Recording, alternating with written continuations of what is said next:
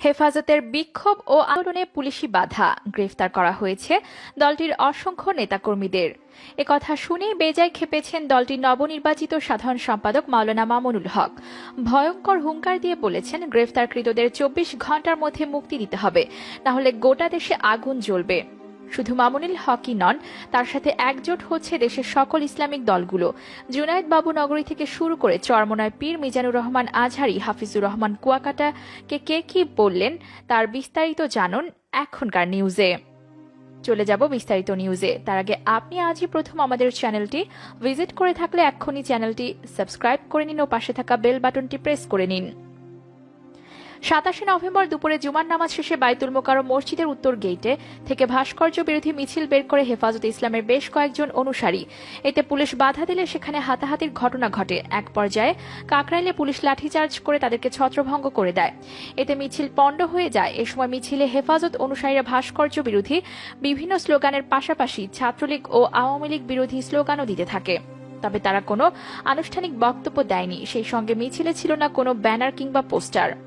জানতে চাইলে ডিএমপির মতিঝিল বিভাগের সহকারী police commissioner AC Mohammad Zahidul Islam সারা বাংলাকে বলেন, প্রতি শুক্রবার এলে বিভিন্ন সংগঠন প্রতিবাদ সমাবেশ বা মিছিল বের করতে আমাদের কাছে চিঠি দিয়ে অনুমতি চেয়ে থাকে, কিন্তু আজকে যারা মিছিল বের করেছে তারা কোনো অনুমতি নেয়নি। কিন্তু অনুমতি না নিয়ে তারা বাইতুল মোকাররম মসজিদের উত্তর গেট থেকে মিছিল বের করে।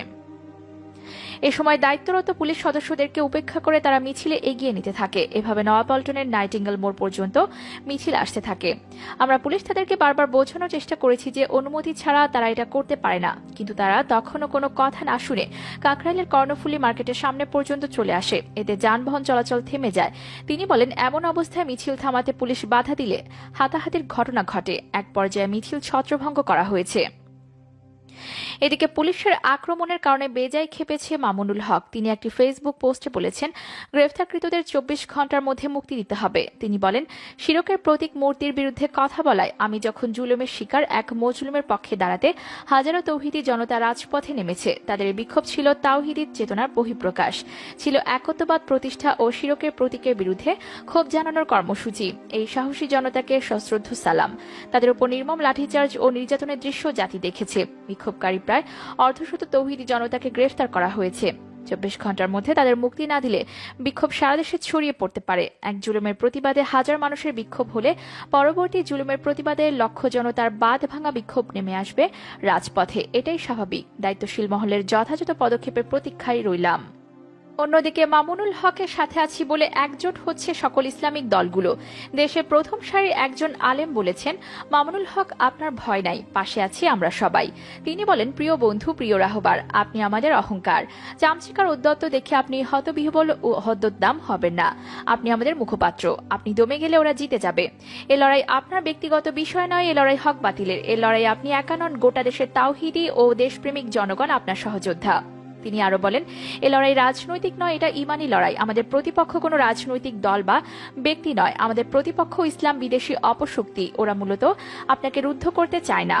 ওদের টার্গেট ইসলাম। হক বাতিলের চলছে লড়াই চলবে। প্রিয় ভাই, আমরা জানি আপনি দমে যাওয়ার পাত্র নন। তারপর দোয়া, আল্লাহ আপনাকে রক্ষা করুন, বিচলিত হবেন না। আল্লাহ যাদের সঙ্গী তাদের দমিয়ে রাখার সাধ্যকার। শায়েখ ওমর মুখতার রহমতুল্লাহ শত্রুর বোমারু বিমান সম্পর্কে কি বলেছিলেন মনে আছে তো? আল্লাহর দিনের জন্য আজ আপনি হুমকির মুখে। আল্লাহই আপনাকে রক্ষা করবেন ইনশাল্লাহ। আপনার ভয় নাই, পাশে আছি আমরা সবাই। সামাজিক যোগাযোগ মাধ্যমে আরো অনেকেই আরো নানান রকম পোস্ট দিয়ে নিজেদের অবস্থান পরিষ্কার করেছেন। তবে এই নিয়ে এখন অবধি কোনো বক্তব্য দেয়নি সময়ের অন্যতম সেরা মাওলানা মিজানুর রহমান আজহারি ও হাফিজুর রহমান সিদ্দিকী। তবে বজ্রকণ্ঠে মামুনুল হকের পক্ষে হুঙ্কার দিচ্ছেন আরো অনেকেই। একজন একটি বিশেষ প্রতিবেদনে বলেছেন, আমি 1400 বৎসর পূর্বে হযরত ওমর রাদিয়াল্লাহু আনহুকে দেখিনি, কিন্তু আমি 2020 সালে শাইখুল হাদিস আল্লামা মামুনুল হক সাহেবকে দেখেছি। এ যেন হযরত ওমর রাদিয়াল্লাহু আনহুর মতো এক বীর মুক্তিযোদ্ধা। সবসময় ইসলামের পক্ষে কথা বলে, বাংলার লক্ষ কোটি মানুষের ভালোবাসার ব্যক্তি। তিনি আওয়ামী লীগ করেন না, তিনি বিএনপি করেন না, কিন্তু ইদানিং দেখতেছি বিভিন্ন জায়গায় তার মাহফিল বন্ধ করে দেওয়া হচ্ছে। তাকে গ্রেফতার করার জন্য একদল নাস্তিক জালেমরা মাঠে নেমেছে। আমি ওই জালেম নাস্তিকদেরকে ক্লিয়ার করে বলে দিচ্ছি, মামুনুল হক সাহেবকে গ্রেফতার করলে বাংলার জমিনে রক্তের বন্যা বয়ে যাবে। বাংলার ইসলাম প্রেমিক জনতা ঘরে বসে থাকবে না। যে বা যারা মামুনুল হক সাহেবকে হত্যার হুমকি দিয়েছে তাদের অস্তিত্ব থাকবে না ইনশাল্লাহ। তিনি বলেন, মামুনুল হক সাহেবকে উদ্দেশ্য করে যে নাস্তিক জালেম তাকে গালিগালাজ করবে তার জিহ্বা কেটে দেওয়া হবে ইনশাল্লাহ। আমি জালেম নাস্তিকদের উদ্দেশ্য করে বলছি, তোমরা কি ইতিহাস পড়ো না? পৃথিবীতে নমরুদ এসেছিল, চলে গেছে, ফেরাউন এসেছিল, চলে গেছে, আবু জাহেল এসেছিল, চলে গেছে, কিন্তু ইসলাম তখনও ছিল, এখনো আছে, কিয়ামত পর্যন্ত থাকবে ইনশাল্লাহ। এখন বাংলাদেশে যারা ইসলামের বিরুদ্ধে কথা বলবে সেই সকল নাস্তিকদের বিরুদ্ধে জিহাদ ঘোষণা করা হবে ইনশাল্লাহ। তিনি আরো বলেন, আমি প্রথমে তাদেরকে বোঝাতে চাচ্ছি, তোমরা একটু পেছনে ফিরে যাও। 1400 বছর পূর্বে যখন পৃথিবীর বুকে বিশ্বনবী হযরত মুহাম্মদ সাল্লাল্লাহু আলাইহি ওয়াসাল্লাম এসেছিলেন, তিনি কি পৃথিবীর ক্ষমতার জন্য কখনো যুদ্ধ করেছেন? তিনি কি সম্পদের জন্য যুদ্ধ করেছেন? তিনি কি পৃথিবীর কোনো সুন্দরী নারীকে পাওয়ার জন্য যুদ্ধ করেছেন? তিনি কি টাকার জন্য যুদ্ধ করেছেন? এগুলোর কিছুর জন্য আমার নবী কখনোই যুদ্ধ করেননি। তবে হ্যাঁ, তিনি ইসলামের জন্য যুদ্ধ করেছেন, তিনি ইসলামের জন্য অনেক কষ্ট করেছেন। তার মতে আমার নবী সারা জীবন ইসলাম প্রচার করেছেন, দিনের দাওয়াত পৌঁছে দেওয়াই ছিল তার কাজ। এতে তার জন্মস্থান ছেড়ে মদিনায় হিজরত করতে হয়েছিল, কিন্তু তিনি ইসলাম প্রচার বন্ধ করেননি। মক্কার হাজার হাজার মানুষ ইসলাম গ্রহণ করেছে, কিন্তু দুঃখের বিষয় বিশ্ব নবীর চাচা আবু জাহেল কালেমা পড়েনি। কিন্তু এতে কার ক্ষতি হয়েছে? অবশ্যই আবু জাহেলের, কারণ সে কালেমা না পড়ার কারণে সারা জীবন জাহান্নামের আগুনে পুড়বে। আমার নবীর কোনো ক্ষতি হয়নি। তিনি সকলের উদ্দেশ্যে প্রশ্ন করেন, হে বিবেক সম্পূর্ণ মানুষ, তোমাদের বিবেককে একটু ভেবে দেখছো কখনো যে মামুনুল হক সাহেব তোমাদের জন্য কি করছেন? তিনি কি কখনো ক্ষমতার জন্য আন্দোলন করছেন? তিনি কি কখনো ধন সম্পত্তির জন্য আন্দোলন করছেন? তিনি কি কখনো টাকার জন্য আন্দোলন করছেন? এগুলোর কিছুই জন্য তিনি কখনোই আন্দোলন করেননি। হ্যাঁ, তিনি ইসলামের জন্য আন্দোলন করছেন, তিনি আল্লাহ তার রাসূলকে অপমান করায় আন্দোলন করছেন, তিনি বাংলার জমিনে ইসলাম কায়েম করার জন্য আন্দোলন করেছেন।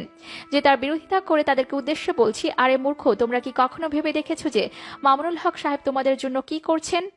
তার মতে তিনি তোমাদের হেদায়েতের জন্য কাজ করে যাচ্ছেন, তোমাদের কাছে আল কোরআনের বাণী পৌঁছে দিচ্ছেন, জাহান্নামীগুলোকে জান্নাতি বানানোর জন্য দিনরাত্রি পরিশ্রম করে যাচ্ছেন। তাই সাবধান করে দিচ্ছি, যারা তার ইসলামের দাওয়াত গ্রহণ করবে, আশা করা যায় আল্লাহ তার কপালে জান্নাত লিখে দিতে পারেন। কিন্তু যারা তার বিরোধিতা করে, তাদের অবস্থা হবে আবু জাহেলের মতো। হে মানব গোষ্ঠী, সময় থাকতে আল্লাহর পথে চলে আসো। প্রিয় দর্শক, ইসলামের এই সংকটকালে আর 5 জনের মতো আপনিও মামুনুল হকের সাথে আছেন তো? থাকলে ভিডিওটির কমেন্ট বক্সে অবশ্যই ইয়েস লিখে জানিয়ে দিন আপনার মন্তব্য। দেখা যাক ইসলামকে ও ইসলামের জন্য নিবেদিত এই প্রাণকে আপনি কতটা ভালোবাসেন। ভিডিওটি ভালো লেগে থাকলে অবশ্যই একটি লাইক দিন ও যত বেশি সম্ভব শেয়ার করুন। দেশ বিদেশের সবশেষ সকল খবরাখবর সবার আগে জানতে আমাদের চ্যানেলটি সাবস্ক্রাইব করে আমাদের সঙ্গেই যুক্ত থাকুন। সবাইকে অসংখ্য ধন্যবাদ এতক্ষণ সঙ্গে থাকার জন্য।